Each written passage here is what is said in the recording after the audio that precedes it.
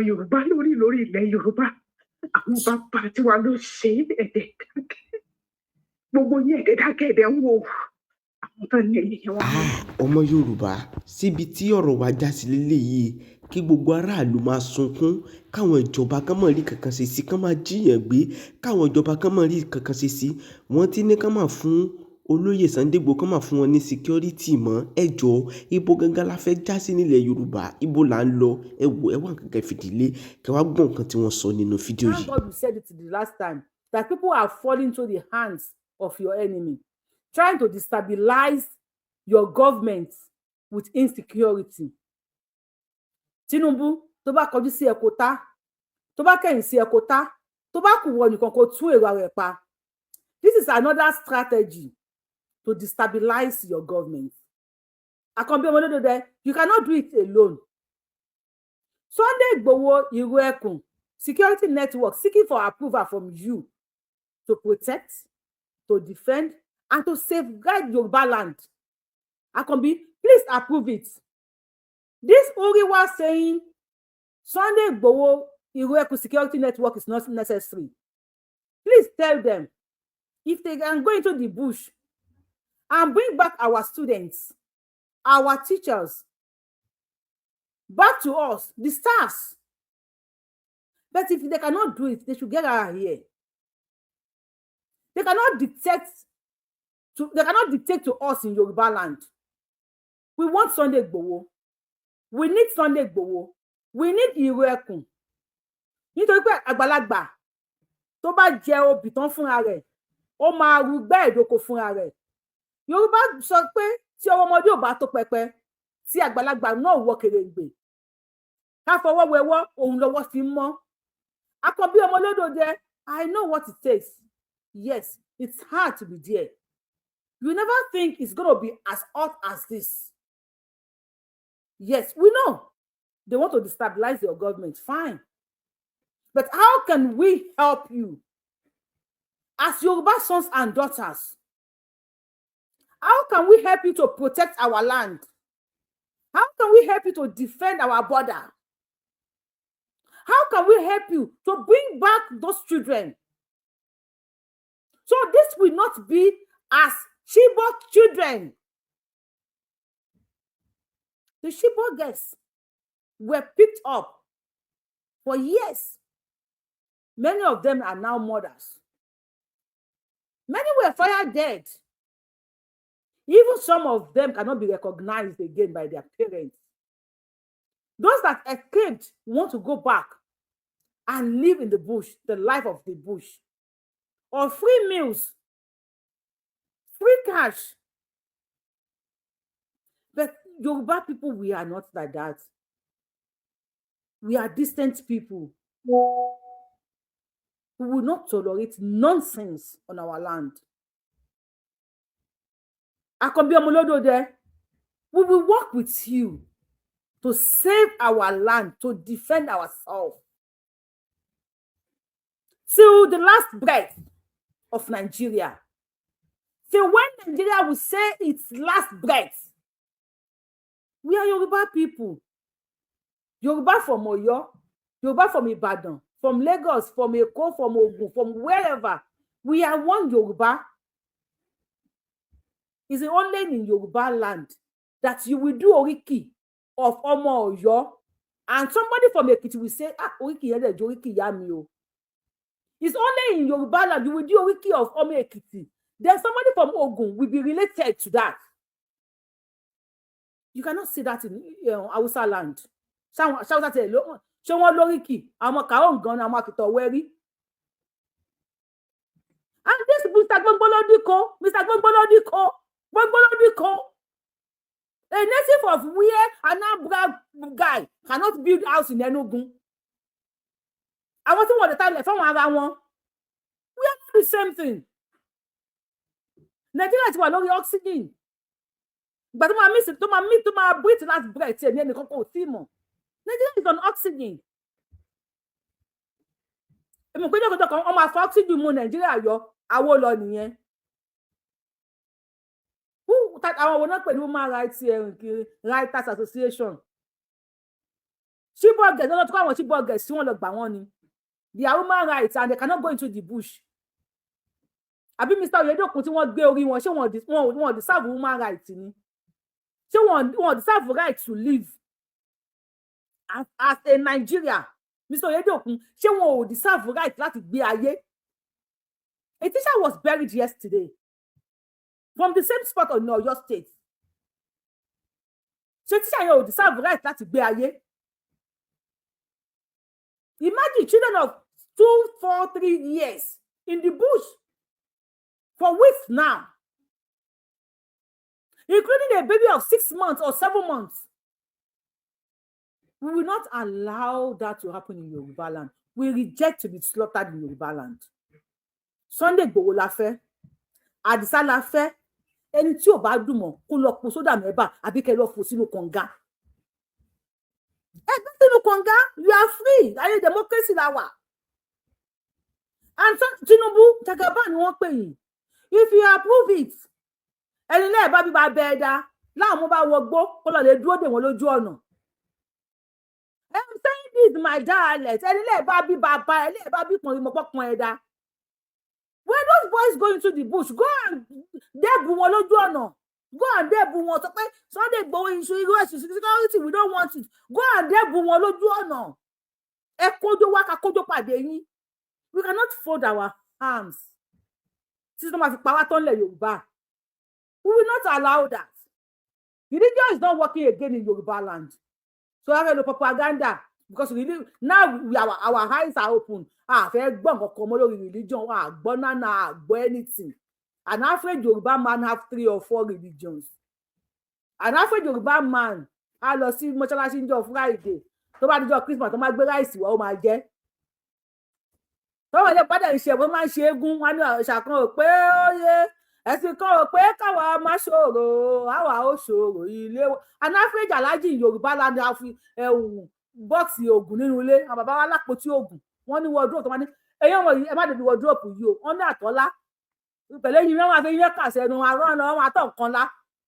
Ẹ kó ṣìdànù ẹ má wá di stop wa ńlẹ̀ wa o. Ẹ má bínú ẹ̀yìn tèmi torí ọdọ.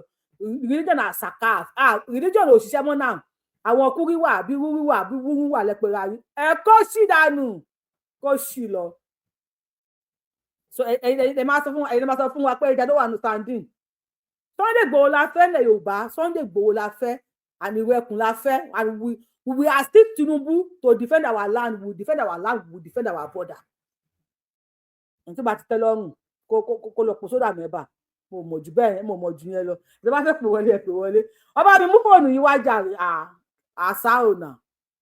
Èyí tèmi ẹ má bínú o, ẹ má bínú pé wọn ò kí ní látàárọ̀ iṣẹ́ yẹn.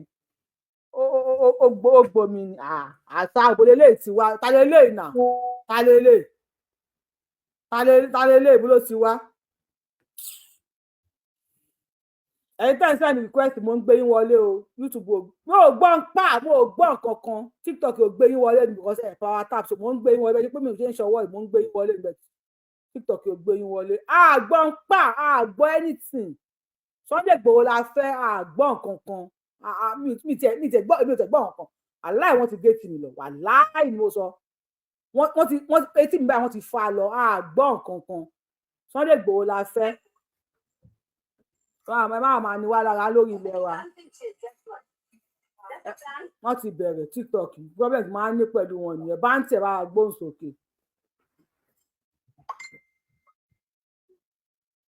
Bá ń tẹ̀ gbóhùn sókè.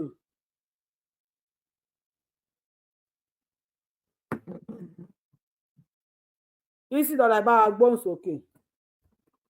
Bounty, I'm going to drop you. We pay the back. You can't want to pay for you.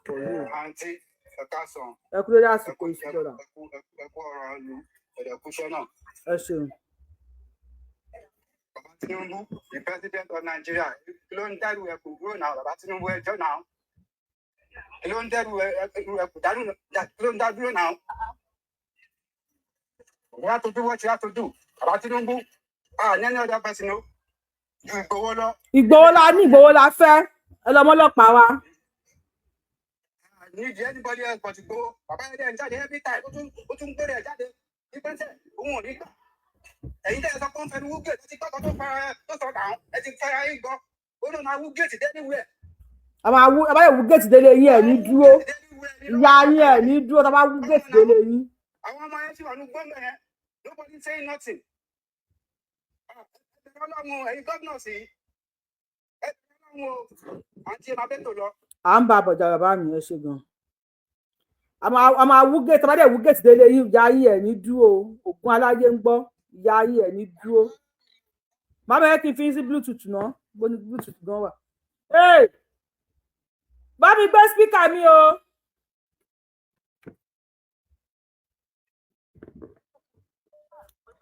nítorí ẹ jẹ́ kí n gbé spíkà wà mí ọ̀kan kan gbé spíkà mi jù.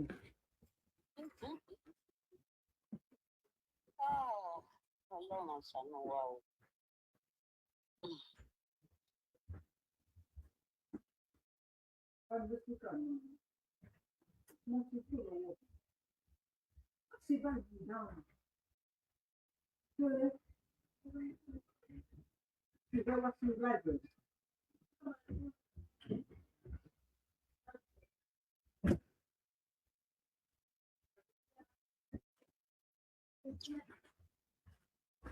arábìnrin torí Ọlọ́run àwọn alágbára náà wá gbé spíkà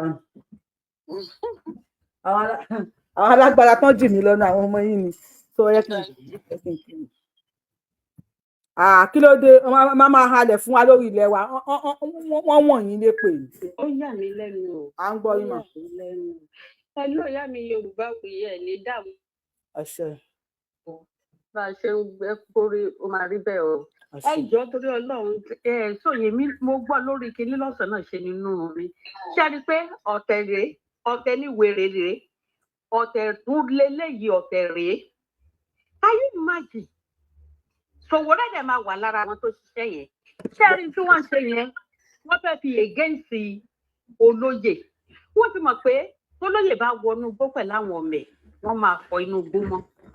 Wọ́n fẹ́ kí ọmọ Yorùbá ráyè lọ. Wọ́n fẹ́ bàjọba Tinubu jẹ́ ni ìjọba Tinubu náà fẹ́ fi bàjẹ́. Wọ́n dẹ̀ fẹ́ kí wọ́n máa pa àwọn ọmọ. Ẹ gbọ́ wọ́n ṣe lọ kó àwọn ọmọ ẹjọ́ àwọn women rights activists láti jẹ ẹ̀sán tí wọ́n ti gbé àwọn ọmọ yẹn. Ẹ jọ̀ọ́ tí wọ́n ti gbọ́ síta wọ́n ti sọ̀rọ̀ fún Nigeria government. Wọ́n lè sọ̀rọ̀. Tó ẹ ti mọ̀ pé tí Ìgbòho bá lọ gbogbo àwọn pípù yìí máa sá bẹ́ẹ̀ tí wọ́n fẹ́ wọ́n kọ́ Ìgbòho máa jáde ó máa dogun ló máa dogun. Tí wọ́n bá sọ pé Ìgbòho ò ní jáde kò gbọ́dọ̀ lọ àwọn báńdì èrò ẹkùn security àwọn òfin fọwọ́ sí ipò kò ṣe ó máa di ogun tó bá dúró lọ́nà àmàpá wọn dànù. Gbogbo àwọn human rights activists yẹn ikú ni wọ́n ń fẹ́ wọ́n dẹ̀ máa kú. Wọ́n lọ bá àṣàbùjà ní kátàkì láti gbé ìbọn lọ́wọ́ káàkiri. President Gumi wà níbi tó wà wọ́n lọ bá. Ẹ jọ̀ọ́ torí Ọlọ́run kí ni wọ́n fẹ́ kí ni Ìgbòho ṣe. Tinubu wọ́n fẹ́ bàjọba ẹ̀jẹ̀ ni má dá wọn lóhùn o. Tinubu náà dá wọn lóhùn ẹ jẹ́ kó dá wọn lóhùn torí wọ́n ti mọ̀ pé Ìgbòho máa rescue Tinubu. Ipò máa rescue Tinubu. Ṣé gbogbo àwọn union wa gbogbo àwọn tó ń pariwo APC ẹjọ́ èwo ló sọ̀rọ̀ nínú gbogbo wọn ṣó lú ọmọ ló bọ́ síta. Àwọn ọmọ tí wọn ò sí Nàìjíríà sọ ẹ má wulẹ̀ dára ní láàbù. Nàìjíríà ń kọ́ gbogbo àwọn ọmọ Yorùbá tó ń jí gbé. Ẹnìkan sọ pé gbogbo àwọn Nollywood wa wọn ò dá sí ìgbọ́tẹ̀ sọ pé àwọn kan bọ́ síta. Àwọn sọ̀rọ̀. Ẹ jọ̀ọ́ ṣé gbogbo àwọn irú àwọn ọmọ Kwara àwọn ọmọ Ògbónà Wàsíù Àlàbí ọmọ Ògbónà ni Kókó Zaria ọmọ Ògbónà ni. Ẹ jọ̀ọ́ gbogbo wọn ṣé kò jẹ́ kí everybody. Màmí ẹ fi gbogbo yẹn sílẹ̀ ẹnìkan ti dìde fún wa ẹni tó dẹ̀ dìde fún wa yẹn gbogbo wa gbọ́dọ̀ fọ́ọ̀lù ẹ̀ káwọn náà máa káwọn MC àwọn kan káwọn náà máa ṣe nǹkan míì Tinubu ti ẹ fi wọ́n lẹ̀ ẹ fi àwọn yẹn sílẹ̀ sẹ̀ ẹ má yẹ ká yà ká ẹ jẹ́ ká face reality àwọn wúríwà yìí we have to face them back to back ni ká máa ṣe ṣóò fún wọn back to back pé àmọ́ wọn rí we don't know you guys and we don't want to know you relevant inú ayé àmọ́ yẹn àdẹ̀fẹ́ mọ̀ kẹ́ kó ṣì dàrú. Bẹ́ẹ̀ni ẹ wo Natasha ó bọ́ sí tó ń bẹ̀bẹ̀ fún àwọn ọmọ ẹ wo bí wọ́n ṣe rí fídíò yẹn wọ́n ṣe na àwọn ọmọ yẹn. Màámi fake ni. Ẹ sọ fake ni èmi ti sọ fún yín ẹ lọ wò ó fake ni kíní yẹn ṣẹlẹ̀ láti 2020 tíṣà kan ló ná àwọn ọmọ bí wọ́n dẹ̀ tí wọ́n lọ sẹ́wọ̀n ní Niger Republic ló ti ṣẹlẹ̀. So fake ni ẹ ṣe màkà tó gbé kọ́lẹ̀ ẹlòmíì. Please, we have to concentrate on this Uriwa or whatever Uriwa, whatever to talk with one. We don't want you, we don't know you, and we don't want to know you. Sunday Igboho la fẹ́ ní Yorùbá, and Sunday Igboho la fẹ́ nìyẹn. Uriwa, Gbolodoko, we don't know you guys, we don't want to know you. Sunday Igboho la fẹ́ ní Yorùbá, lè ká àwọn tí lọ sí òyìnbó kẹ́ máa kọ́ máa pa àwọn ọmọ tí wà náà. Ẹ wá lẹ́yìn kan ṣúkú wà. Ẹ jẹ́ kó rí yín lépo. Láti pẹ̀yìn tẹ́ bá ti gbé kọ́lọ̀ máa pẹ̀lú mí ni o. Àṣà ò nà ẹlẹ́yìn kan orí wà.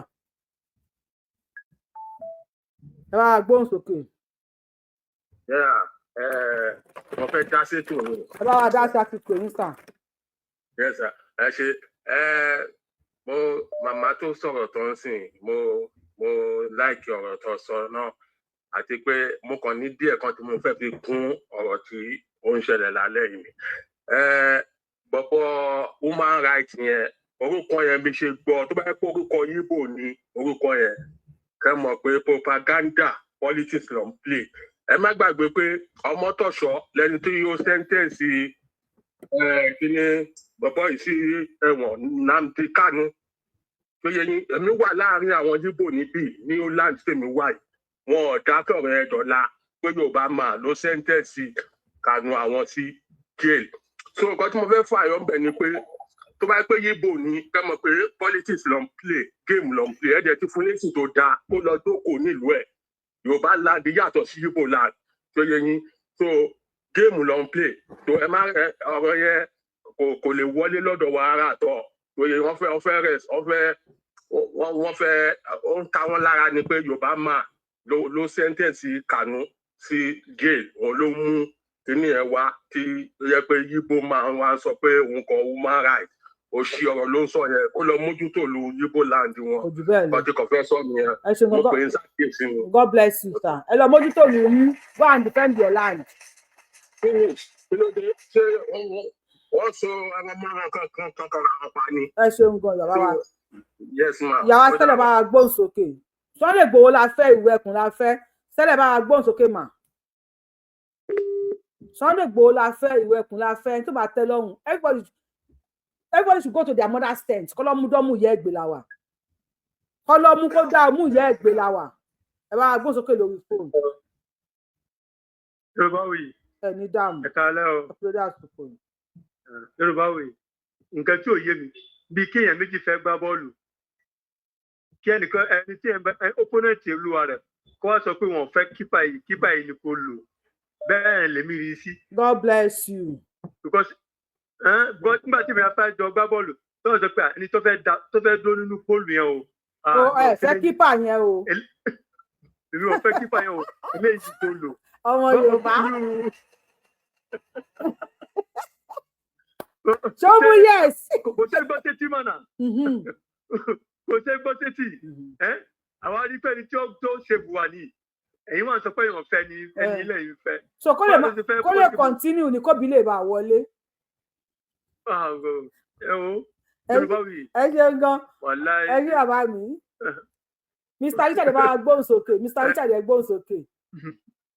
Ẹ ṣe gan. Mr. Richard ẹ bá wa gbóhùn sókè.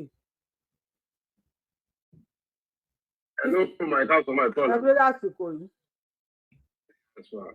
Ẹ wo ohun tó bá wọlé ẹnu lè fẹnu ẹ sọ bẹ́ẹ̀ tí wà àtọmọ Yorùbá. Sunday Igboho. Àgbàlá fẹ́.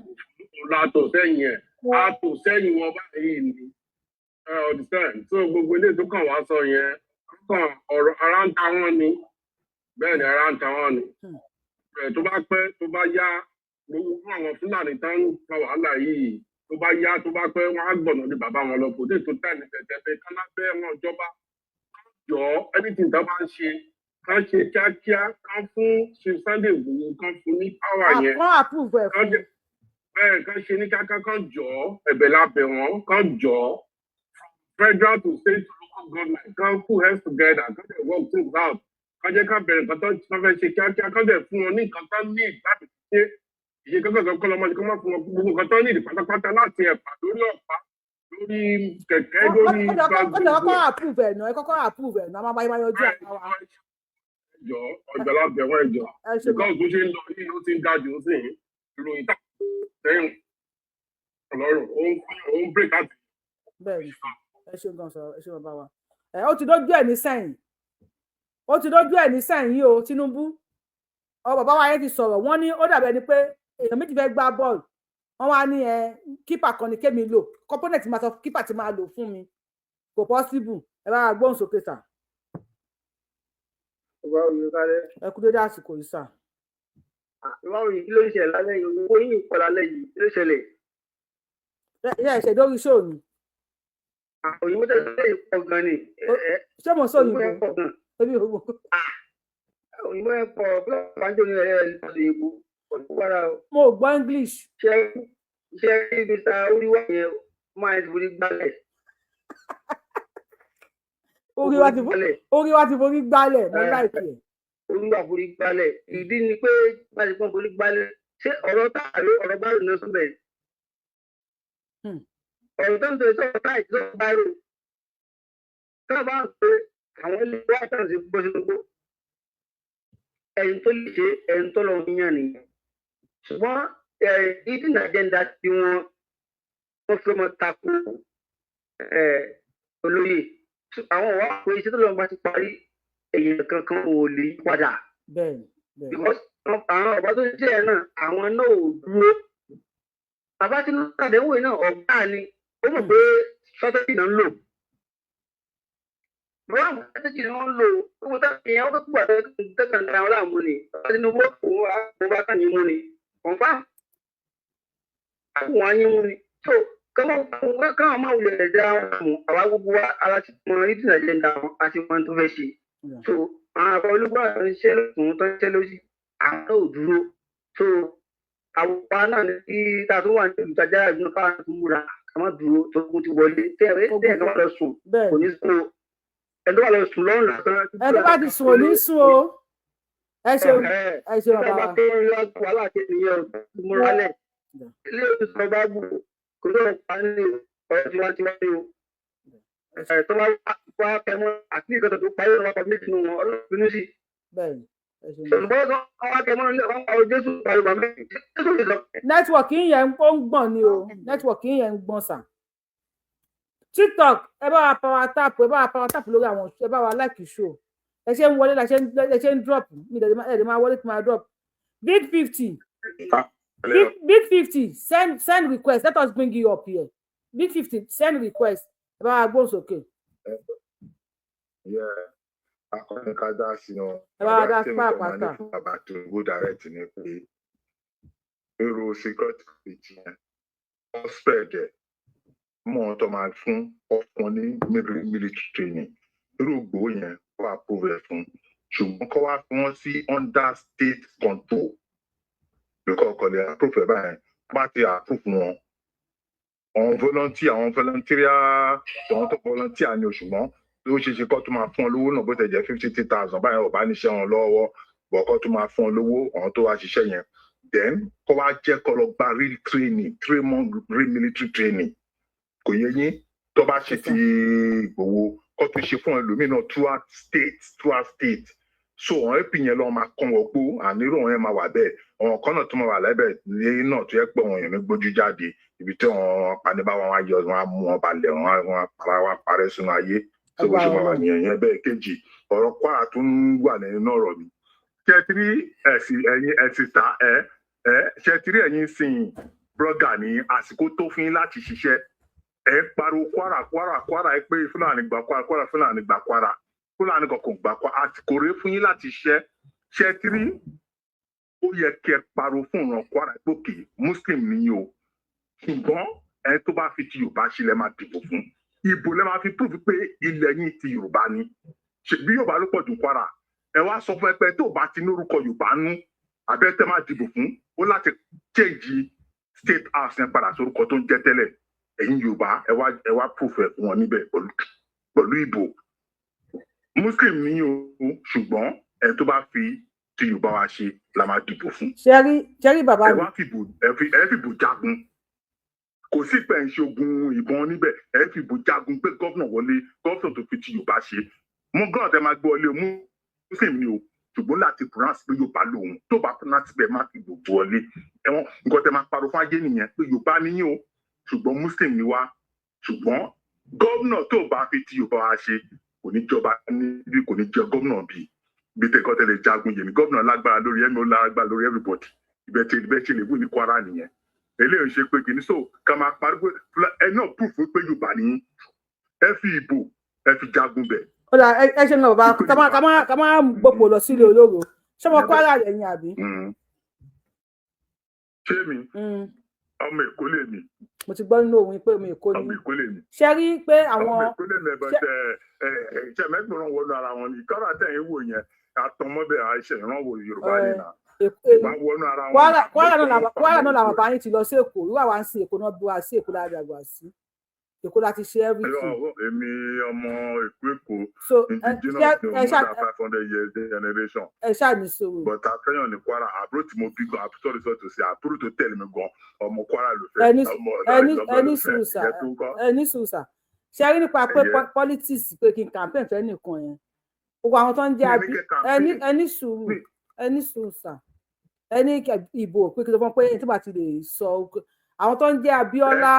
gómìnà tó bá fi ti Yorùbá ṣe. àwọn tó ń jẹ́ Abíọ́lá tí wọ́n ń jẹ́ Ọlárẹ̀wájú tí wọ́n jẹ́ kínní kan tó pé ọmọ Fúlàní ni wọ́n ń kọ́ wọ́n ṣàwà nínú onítíátà ká forúkọ yan gọ́vnà ká forúkọ yan gọ́vnà sí orí ipò tó débẹ̀ tó pé ọmọ Fúlàní ni ará Abíọ́lá tó ní ọmọ Fúlàní lòun náà.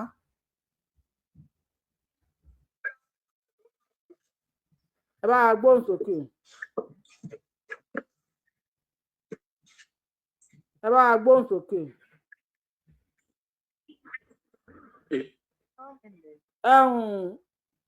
ọmọ olóògbé bá gbóhùn sókè lọ́dọ̀ yín bẹ́ẹ̀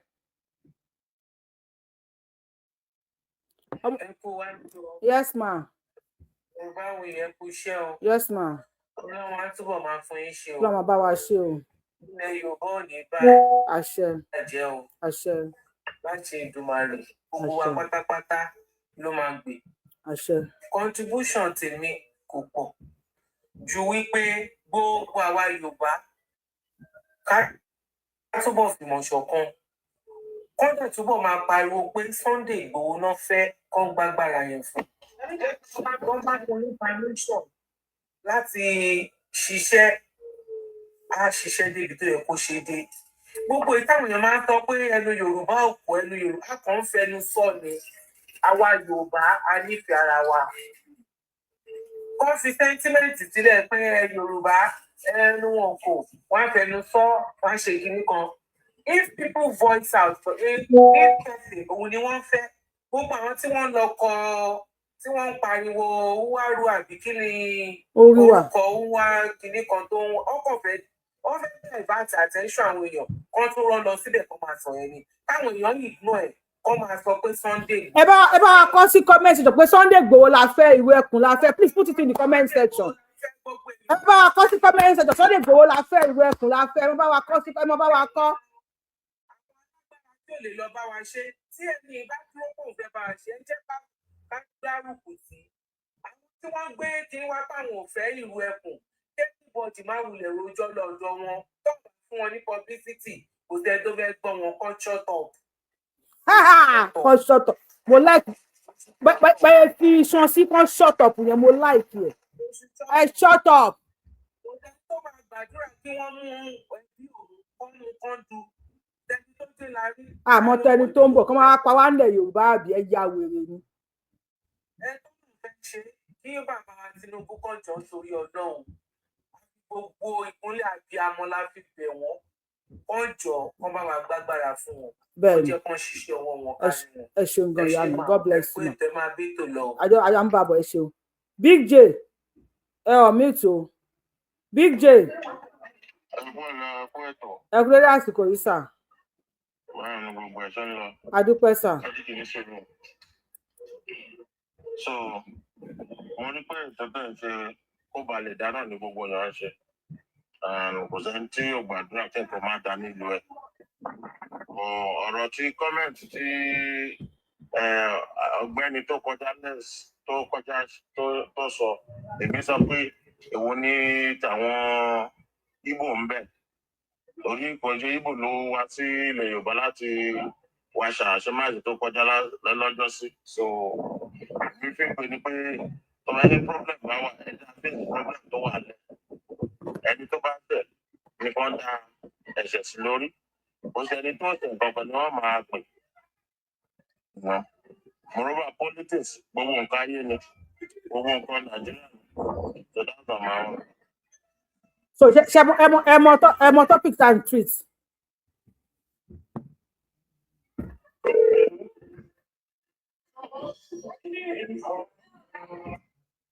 Ẹ bá wa gbọ́ sókè lórí fóònù. Olúwa ṣeun ọ̀rọ̀ méjì mo kàn fẹ́ dá sí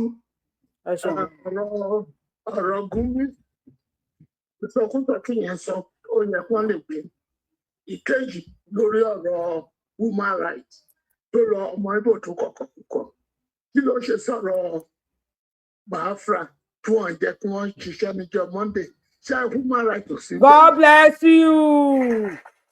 Mo láti bàbá yìí láti àṣẹ.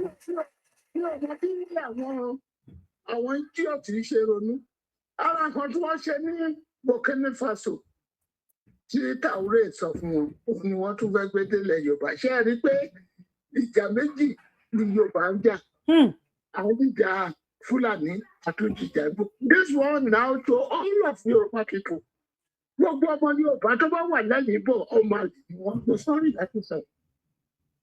Ṣé ẹ ti rí lọ́gbọ̀n Sunday fẹ́ gbẹ̀jà ló ń sọ̀sọ̀kúsọ tó kọ̀kọ̀ púpọ̀ mi ò jẹ́ tó wáyé pé mo jẹ́ nìkan tó ń kọ̀wé ni ẹnjìníà ni mí tí bá rí pla ọ̀gbẹ́ni yẹn gbogbo ipò tó bá wà Nàìjíríà nílẹ̀ Yorùbá wọn àṣàkóso tó ẹ kú bẹ́ẹ̀ tó yìí lọ. À ń bàbá ẹ ṣe ń gan Sunday Igboho la fẹ́ tó bá dùn mọ́ kó lọ mu sódà ẹ lọ jẹ sódà àbí kẹ́ mu sódà wọ́n tẹ̀ bàtà bá fẹ́ fi sódà ṣe ẹ lọ ṣe Sunday Igboho la fẹ́ ẹ kó ṣì dànù ẹ kó ṣì lọ sílùú yín ẹ má wà ní wá lọ́wọ́ lórí ilẹ̀ wa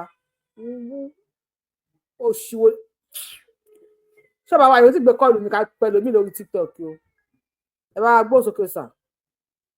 Ẹ̀kálẹ́ máa wọ́n mi ẹkúlẹ́dà àsìkò. Ẹkú iṣẹ́ táwọn fún bọ́ọ̀lù ọmọ bá yín gbé o. Ṣe rí aláwọ̀kọ́ ọ̀rọ̀ mi ni wípé àwọn human rights tàbí kíni ẹ̀ pé wọ́n yẹn kí á kọ ẹ̀kọ́ kúkọ yẹn ikú oró lọ́wọ́ kọ́ máa pa wọ́n náà ní agbára náà ó ti dé pé ní agbára gbogbo àwọn alálẹ̀ ilẹ̀ Yorùbá pátápátá tó bá ṣe pé tó bá ní ọwọ́ ọmọ Yorùbá nínú ikú oró ni ọjọ́ pa wọ́n papọ̀ tọmọtọmọ wọn pẹ̀lú ògo Ọlọ́run torí èmi máa wò pé ọmọ lọ́wọ́ àwọn ọ̀tá wa kan nínú níbẹ̀ tó dọ́mọ Yorùbá àníṣe màmá mi gbogbo ẹ̀yin bàbá mi ẹ̀yin màmá mi gbogbo ẹ̀yin ojúlówó ọmọ ọkọ Yorùbá ìjà méjì àwọn ṣe rí àwọn nǹkan tá à ń dojú àwọn èèyàn méjì ní bá wá fẹ́ra nílẹ̀ Yorùbá o ọlọ́ọ̀bá ń gbọ́ àwọn ará òkè ọya àtàwọn Ìgbò ṣe rí jíjẹ máa dùn èmi jù ní wípé àwọn ẹ̀rẹ́ Yorùbá ẹ dákun ètò ẹ jẹ́ ká gbọ́ra wa yé dáadáa ní gbogbo ilẹ̀ Yorùbá ẹ jẹ́ ká ní àgbọ́yé láàrin ara wa dáadáa. Ìjẹ́ ní ike àwọn ará bíbá yìí ń dánwò ní orí ilẹ̀ wa nílẹ̀ Yorùbá ṣé wọ́n bí àwa dáadáa dánwò lọ́dọ̀ wọn. Níbo? Ìtàn Ìgbò ń dánwò nílẹ̀ Yorùbá wọn bí àwa ẹran Yorùbá dáadáa dánwò lọ́dọ̀ wọn. Ayọ̀ dáwọ́ ẹran Yorùbá nílẹ̀ Ìgbò náà. Báwa ṣe fún ọ láàyè ní ọ̀dọ̀ títí wa gbogbo àwọn kìíní ló yẹ ká máa rò papọ̀. Káwọn náà padà sílùú wọn kí wọ́n lọ túlùú wọn ṣe náà. Bísíǹsì kan bá fẹ́ ṣe ká náà lọ máa ṣe nílùú wọn. Àwọn olórí wa àwọn tá à ń pè ní olórí nílẹ̀ Yorùbá yìí ó níbi kí ẹ lè gbìjà wa mọ̀ àwa lágbìjà ara wa. Àwọn Ìgbò tẹ́ ń wò yẹn àwọn ọ̀dọ́ wọn àwọn ní ń gbìjà ara wọn lọ́dọ̀ àwọn olórí wọn. Ìgbà táwọn olórí wọn yẹn táwọn ti rí wípé àwọn ọmọ táwọn níyì táwọn ọba ṣọ́ra wọn pa àwọn run. Iná ni àkúkú fi ẹ̀kan ní àfihàn ẹ̀kan fi àwọn ọ̀dọ́ wọn lé àwọn ọmọ yẹn fi wọn lẹ̀. Débi wípé gbogbo ìgbésẹ̀ tẹ́rí táwọn ọmọ wọn gbé yẹn wọ́n ń fọwọ́ kó wọn lábẹ́lẹ̀ táwọn ò ti mọ̀. Bẹ́ẹ̀ni Tinubu wọn fẹ́ bàjọba ẹ jẹ́ ni o wọ́n fẹ́ bàjọba ẹ jẹ́ ni o. Àwọn ń gbé sí àwọn olórí àwọn Igbo àwọn ń gbé sí àwọn ọmọ títí wọn lábẹ́lẹ̀. Wọ́n fẹ́ bàjọba ẹ jẹ́ ni Tinubu o. Ṣé ẹ mọ̀ bóyá tá a bá gbọ́dì dáadáa gbogbo àwọn olórí àwọn Igbo yẹn àwọn olóṣèlú yẹn ṣé ẹ mọ̀ bóyá wọ́n fún náà bí ká ló ní owó oṣù lábẹ́lẹ̀ báyẹn tá a mọ̀ gan bó ti wà lọ́gbà wọn yẹn. Bẹ́ẹ̀ni. Kọ̀mọ̀ sí tẹ́ Igbo lè mọ̀ lè dánwò. Àwọn ọmọ sojú. Ṣùgbọ́n ní ìkọ̀kọ̀ wọ́n burú débi pé ká tó wá gbèlè wú pé àwọn tiẹ̀ tó wá ń san wá kò báyìí ni wọ́n sì ń san wá kò tá a sì rí wọn tá a sì rí báyìí wípé wọ́n ń san wá kò wọ́n sì fi hàn wá wípé àwọn ń gbà wá kò. Bẹ́ẹ̀ni.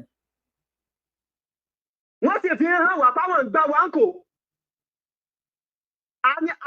Ẹ jẹ́ káwa náà fọwọ́sowọ́pọ̀ ẹ jẹ́ ká jọ kẹ̀sì fún bẹ́ẹ̀ ìwọ tó o bá ní baba láàfáà tó o bá ní baba ní pásítọ̀ tó o bá ní torí tó o bá ti rí wípé ọ fẹ́ dàbọ̀dì fún ọ ní níwọ̀n tó ọjọ́mọ rẹ̀ ọlọ́ọ̀bá gbọ́ èmi lè ti torí ìran ti tèmi wà lẹ́ mo lè kọ bàbá mi ní bàbá ọlọ́ọ̀bá gbọ́ mo lè kọ yá mi níyà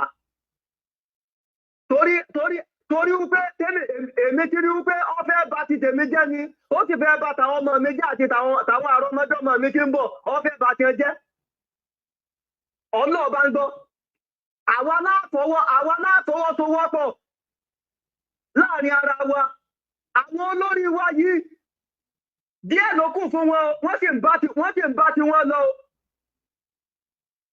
díẹ̀ iná ló kù fún wọn àwọn sì ń bá ti wọn lọ torí àwọn ń ṣe ayébìgbà pé bóyá wọn ò ní lọ mọ́ díẹ̀ ló kù fún wọn nígbà tí wọn bá lọ tán ó kì í kí ni nǹkan táwọn fẹ́ dé bá àwọn ọmọ títí wa tí ń bọ̀ kí ni táwọn fẹ́ dé bá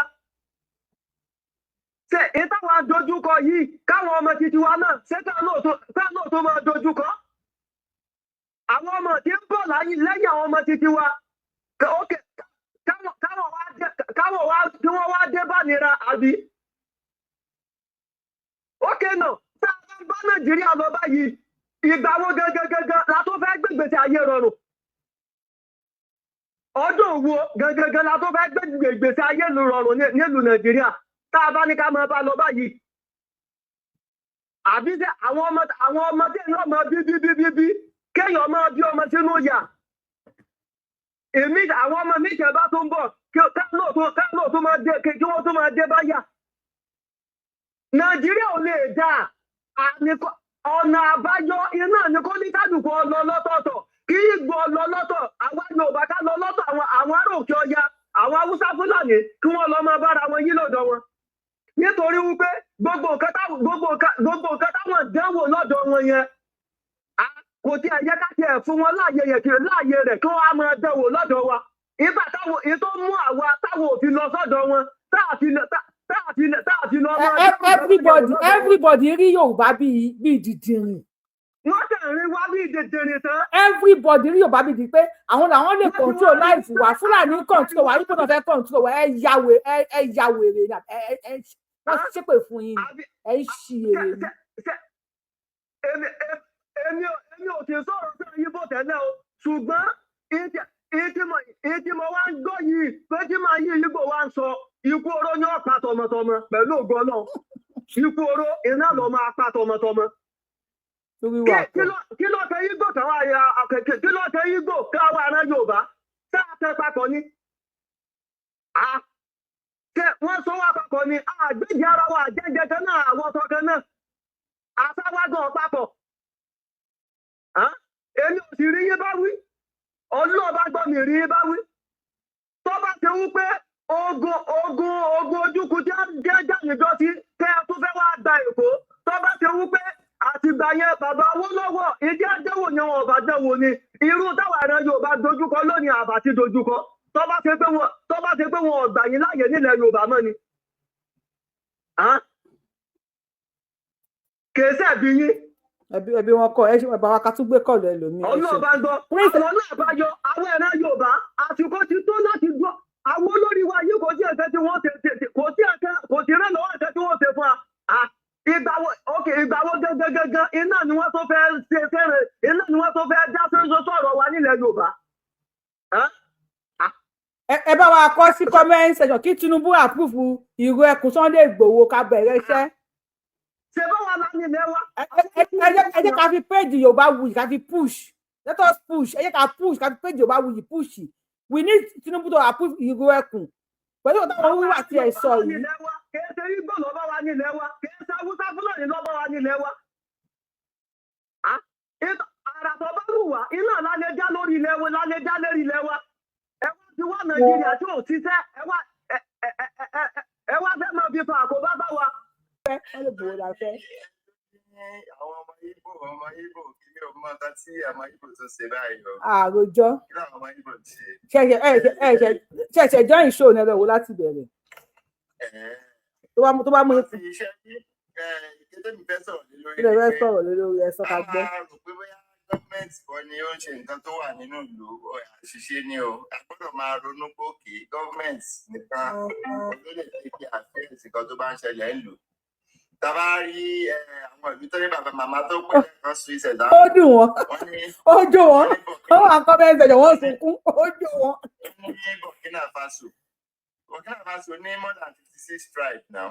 Wọ́n tẹ̀ gbé inú ìlú wọn bọ̀ tìgbà tán ní olórí tó ní interest àwọn èèyàn. Ṣé ni wọ́n lé àwọn bandits yẹn sí ìgbẹ́. Ojoojúmọ́ náà fi ń pa wọ́n. Náà sun wọ́n bí ẹran sísun náà sun wọ́n every day. So tí a bá ní olùdarí gidi ta ní president tó ní ìfẹ́ aráàlú ẹsẹ̀ máa ní ìdá ẹsẹ̀ máa dìbò lóra wa ẹsẹ̀ máa jàjà ọ̀rọ̀ kan. rántí sọ fún àwọn èèyàn wípé ní Burkina Faso àwọn tí wọ́n ń ṣọ́ta òré oògùn wọn ni wọ́n ń lò àwọn tó ń ṣọ́ta òré àwọn aláwọ̀ tó máa tẹ̀lé àmì tó máa gbé ìwo àwọn kan tó gbẹ́yàntì báyìí rántí sọ fún wọn o rántí sọ fún àwọn èèyàn. Yàtọ̀ sóògùn gan ọmọ yẹn ti náwó gan president Russia wọ́n ti kó oríṣiríṣi nǹkan àjà wọlé. ara ń tá a fẹ́ nílẹ̀ Yorùbá náà nìyẹn wọ́n lè wọ́n wá yẹn gẹ̀ẹ́sì Sunday Igboho àwọn òde nígbà kẹ́ni nìkan pé rẹ̀ ní lukurawa àbí jankurawa àbí gbọ̀ngbọ̀nláwa kọ́ máa sọ pé àwọn Sunday ìró ẹkùn tó bá pé kò ṣe tẹ́ àwọn nídìí kọ́ máa approve ẹ̀ wọ́n ní.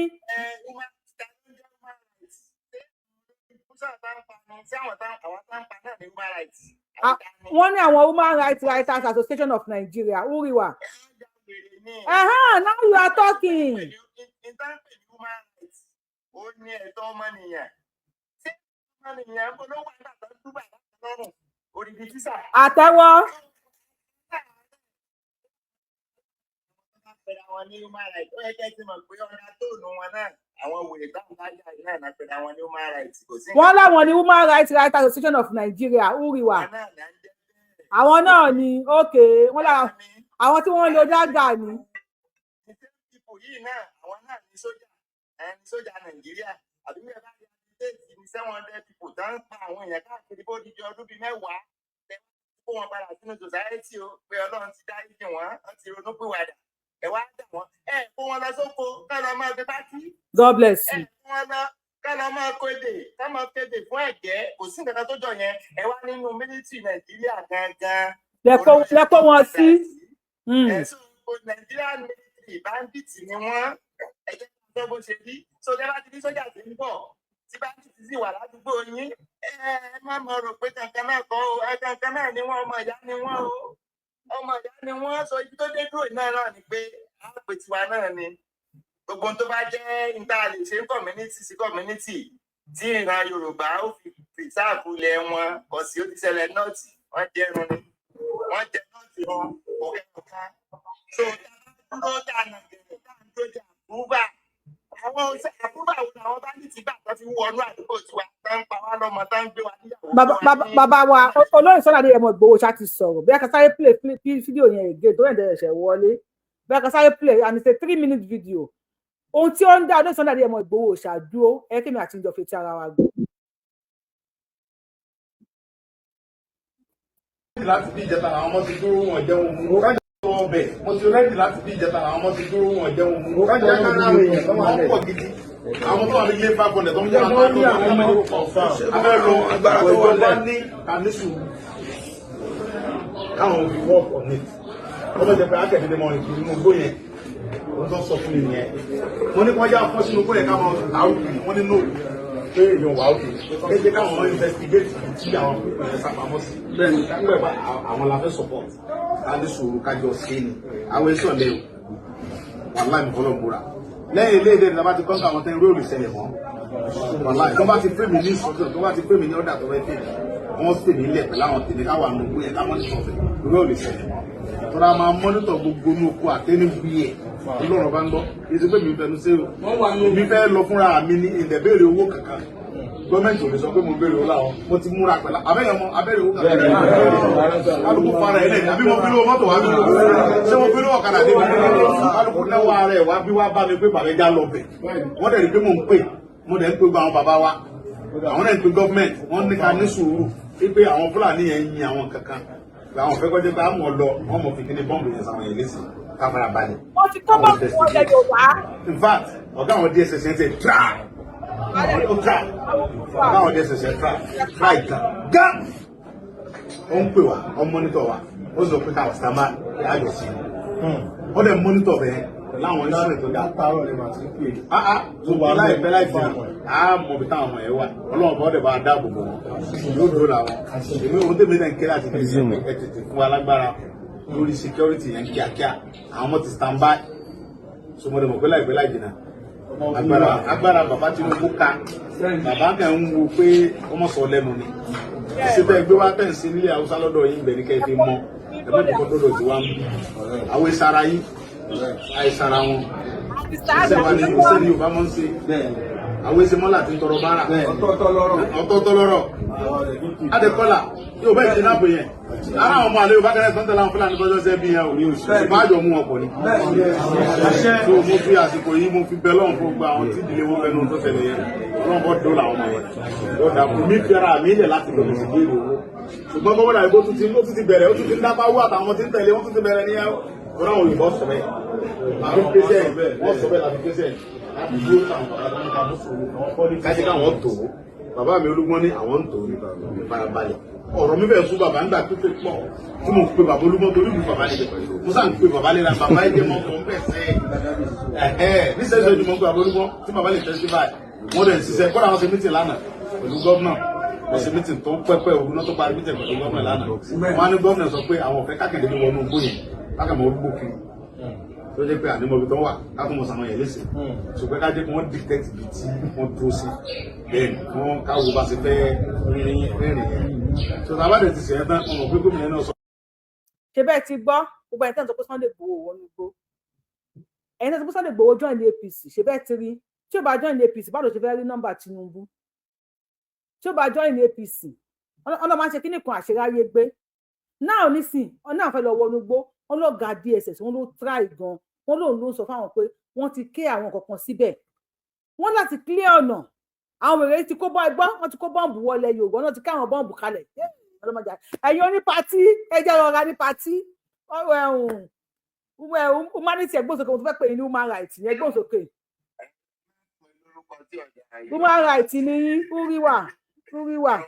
àwọn wèrè tí wọn kọ̀ọ̀kan púpọ̀ yẹn èpè lọ́rọ̀ wọn gbà wọ́n ní kò necessary ẹ máa gbọ́ wọ́n ní the group described Sunday Igboho move as unlawful no Human Rights Writers Association of Nigeria Uriwa reject moves by Sunday Igboho to seek official approval for the operation of the Iwe Society and Security Network.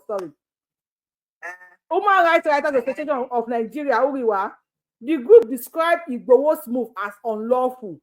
Move tó ń dúró de àṣẹ. Ṣé ìpínlẹ̀ ọ̀nà yẹ kí Sunday Igboho wọ inú igbó láì dúró de àṣẹ àwọn tó máa kọ́kọ́ jáde fún ni. They describe his move as unlawful, unnecessary. wọ́n ní kò necessary kí Sunday Igboho dìde jà fún wa nílẹ̀ Yorùbá ó kàn máa wọlé kó máa mú abi chicken kó lè máa pa wá kó máa mú abi chicken kó lè máa pa wá kó máa mú abi chicken kó lè máa pa wá ogun ló máa mú bọ̀ wá báyìí. And they're capable of legitimize a parallel security structure which is warned could further threaten Nigeria unity and stability. So tí Sunday Igboho bá ti débẹ̀ wọ́n ló máa threaten stability Nigeria àti unity Nigeria bá wa gbóhùn sókè ìgbà tí Nigeria wà stable òye mi humanity ẹ̀ gbóhùn sókè. àwọn ọgbà dáńdájà náà máa kọ ogbó dáadáa tẹ́ ẹ̀ ń gbọ́ yẹn. àwọn náà ni. ẹnì kankan sì máa ń dúró di àkúfà kankan kí gbogbo ẹ̀ gúnlẹ̀ fọ́jú pọ̀ gbogbo àkúfà orí burúkú gbé kí wọ́n ti lọ àtáàkì wọn níjọ́ wo mẹ́ yẹn. sójà ló fẹ̀yìn pọn àwọn bandits wọgbó. bẹ́ẹ̀ni sójà. bẹ́ẹ̀ni. tó túra ní kí ni dáa lórí àkúfà kankan fún. ó ti di wọ́wọ́wọ́ báyìí ó ti di wàhálà gidi tẹ́tà lókù kó dìmọ̀ kọ́dà yẹn mára àwọn tó bá ti ní nǹkan tó ń ṣiṣẹ́ kan kò síta káàdì wá bá ti ṣe movement lórí irinṣẹ́ ni àwọn ọmọ tààrí yẹn ń lò ìjọba Nàìjíríà ò ní ṣe fún yín. lọ́wọ́ àti wá bẹ̀ kí ni déètì èyí ní 23rd of May 2026 àti wá bẹ̀rẹ̀ pẹ̀lú bàbá Tinubu lórí péjì Yorùbáwùyí bàbá Tinubu máa approve ẹ̀ ọmọ approve ẹ̀ àti ó ti get started báyìí ó ti get started. owó ni ọmọ kọ owó nu allocation taxpayer money ni wọn sì ní release owó kankan fún anybody so ìran Yorùbá likes of the south west generally tó di pé àmọ́ sáré gidigidi káàkiri ká tètè gbẹ̀yìn tí kékeré pẹ̀lú. Let me see if I have a video. yóò kẹsàn sáré ó tó gẹ́ gbogbo mọ̀lẹ́mọ̀lẹ́ olóògùn tó ń ṣe ti tó nọ́ọ̀tì láti lè máa sórí ikú yẹn kán mọ̀ wá sílẹ̀ wá sọ di jàrúra so ó wà lọ́wọ́ gbogbo wa o kẹ́lómi ìgbé láti bẹ̀ yẹn ṣeun gan ni. mo fẹ́ sáré play fídíò kan fún ọmọ Yorùbá tí ẹ bá mọ àwọn tí wọ́n ṣí wọlé ní àná. Let me see if I have the video here. Tí wọ́n ogun lé wọn màá play fídíò yẹn fún yín bí wọ́n ṣe ń ṣí wọ ilẹ̀ Yorùbá. I think I have the video here. Ẹ wà lórí YouTube àti TikTok. Ẹ máa wọ̀ lórí YouTube Yorùbáwùyí ẹ wà lórí TikTok. Aráàlú òyìnbó ló pọ̀ nù yín. Koyin da mota nan ta taimake mutane, kun ga mutane a mota, kun ga mutane. Ẹ ti rí ebe rí kí ni wọ́n fi ń rù wọ́n wọlé yìí báyìí ṣe bẹ́ẹ̀ ti rí kí ni wọ́n fi ń rù wọ́n wọ̀ yìí ṣe ẹjọ́ tó lọ lẹ́nu ẹ̀ tẹ́ bá wà lórí kíní ẹ̀ tẹ́ bá wà lórí TikTok ẹ máa bọ̀ lórí YouTube ẹ wá wò àti máa gbé kíní yẹn kò. Let me see if I can help.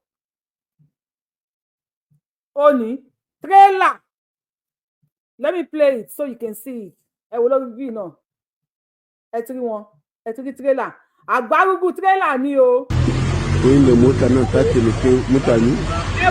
Kun ga mutane a mota. Kun ga mutane. Kun ga mutane a mota. Hai, Allah ba zaman lafiya. Kuna gani ko? Ana gudun kuma kenan mutane suna shigowa kafin kun ga waɗannan ma tifan nan ya taimake su daga kowai ke na kawo shi nan ga kallon ruwa kallon inda ake ruwa kalle su kai kalle taimake ni gaskiya kalle wasu can ma ba ta iya sokawa an kama ta ne wani soka da ita kai kuna gani ko nan garin katin koro kenan mutane suna shigowa cikin gari yan koyi kenan waɗannan ga suna shigowa cikin gari suna shigowa cikin kati suna ganin su ko ba ruwa wancan motar nan na biyun nan ma mutane ne ma ciki ya taimake mutane ne wannan wani suke gani.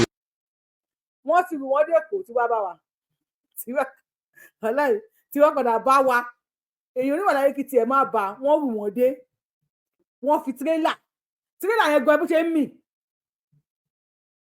tẹ̀bọ́n yẹn jókòó ìwọ̀n ti ẹ̀ bẹ̀rù ni títí náà wọ́n á sí ọ̀kadà wọ́n dira wọn mẹ́ta mẹ́rin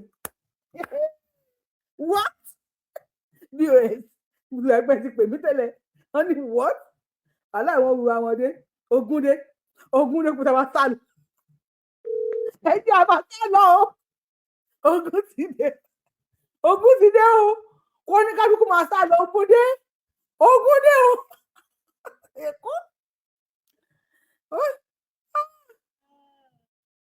Ògúndé o wọ́n rù wọ́n dé màmí ẹ kú àlejò. Ìyá mi ìyá Yorùbá wù mí. Àti àkó àlejò bó o ní kẹ́ ti gbé mi àmàlà kaná. Ẹni tí mo rẹ̀ rẹ̀ ojú ò ní tì. Àṣẹ Èdùmàrè wọ́n rù wọ́n dé. Lágbára Ọlọ́run lágbára àwọn tó nílẹ̀ lágbára àwọn tó nílé ayé ẹ̀ ní ṣàṣetì. Àṣẹ. Ẹ̀ ní sunkún lórí ọmọ ẹ̀ ní sunkún lórí ọkọ ẹ̀yin kò ní dòkú.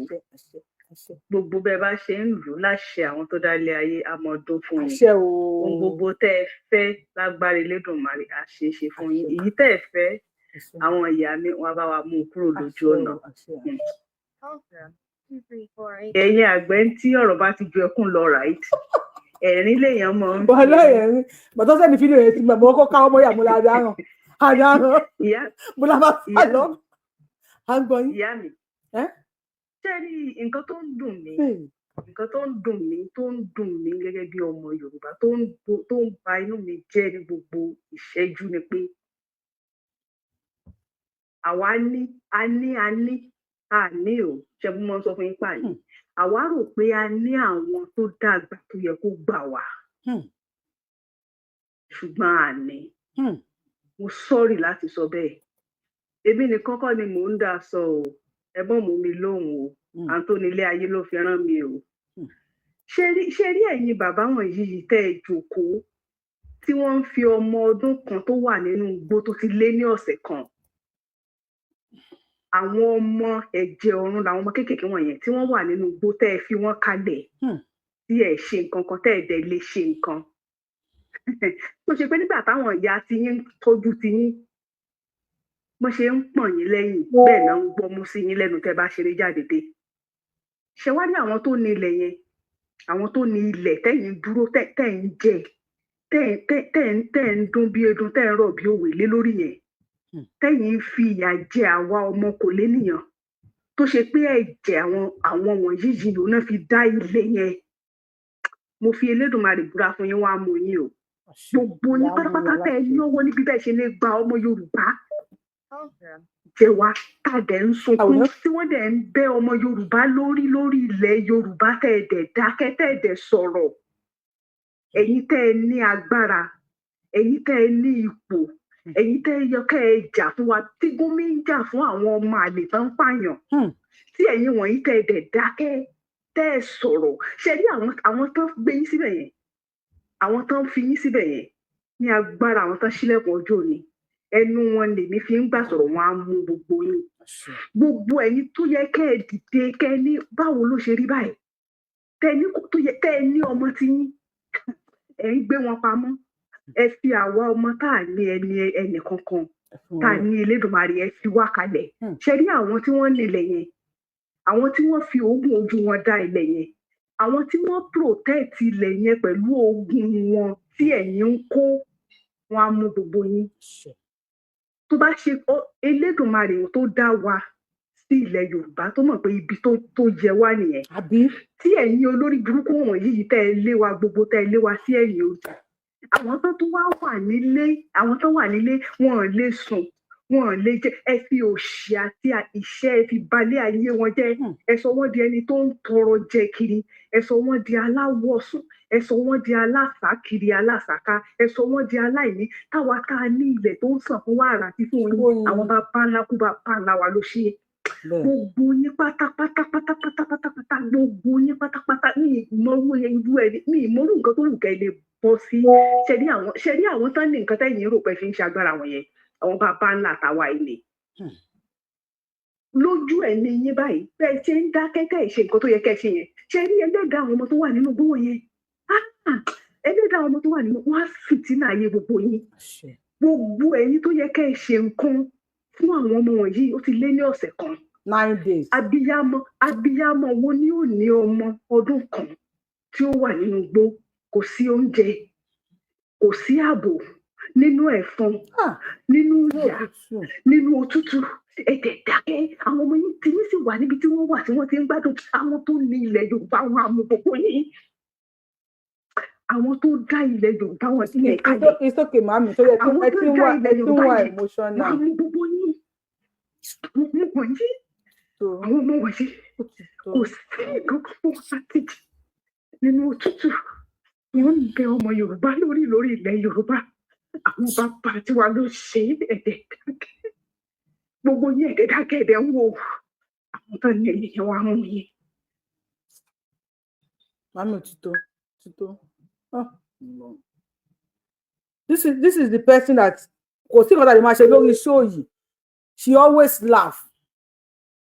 Ìyá tó pè mí kò sí nǹkan tá a lè máa ṣe tí máa sunkún gbà wọ́n máa pè wọ́n máa ní Yorùbáwùyí. Èyí kí ni wọ́n máa mí pé mo rẹ́rìn-ín ṣáá ni. Oh my God. Tó fi mú ìyá yìí sunkún ní àgbàdo Yorùbá nínú Ọlọ́run. Ẹ bá gbọ́ sókè mà. Ẹ kú ètò máa. Yes, ma. Ẹ jẹ́ kí n stop fídíò yín. Ẹ kú ètò. So, mo ọ̀fẹ́ nípa ọ̀rọ̀ security nǹkan tó ń ṣẹlẹ̀ tí mo rí àwọn union àbí àwọn kan tó ń pèrè àwọn ní human rights kìíní tí wọ́n ń kọ. Àwọn kúrú náà ẹ̀pọ̀ wọ́n ní kúrú náà kúrú wà àbí wọ́n á pàbí kí lórúkọ àbẹ́ ti ya wèrè ni. Ó ga oríṣiríṣi nǹkan tó ṣẹlẹ̀ ni pé wọ́n ní tó gírí ò bá lanu aláǹgbá ò lè ráyè wọ̀ ọ̀rọ̀ wọn Nàìjíríà yẹn ó ti kó bá ilẹ̀ Yorùbá gan-an tí Yorùbá wá dúró lọ wà àárín méjì làwọ̀ àbáṣewà yìí àárín méjì àwọn tó fẹ́ tẹ ọyọ ibẹ̀ yẹn mọ́lẹ̀ àwọn tó fẹ́ gbàlú àwọn tó fẹ́ jìtì àwọn tó jẹ́ pé gbogbo àlùmọ́ọ́nì ibẹ̀ yẹn ojú wọn ó ti wọ̀ ọ́ wọ́n ti ríran ju àwa tá a jẹ́ àwọn tó ní ilé lọ.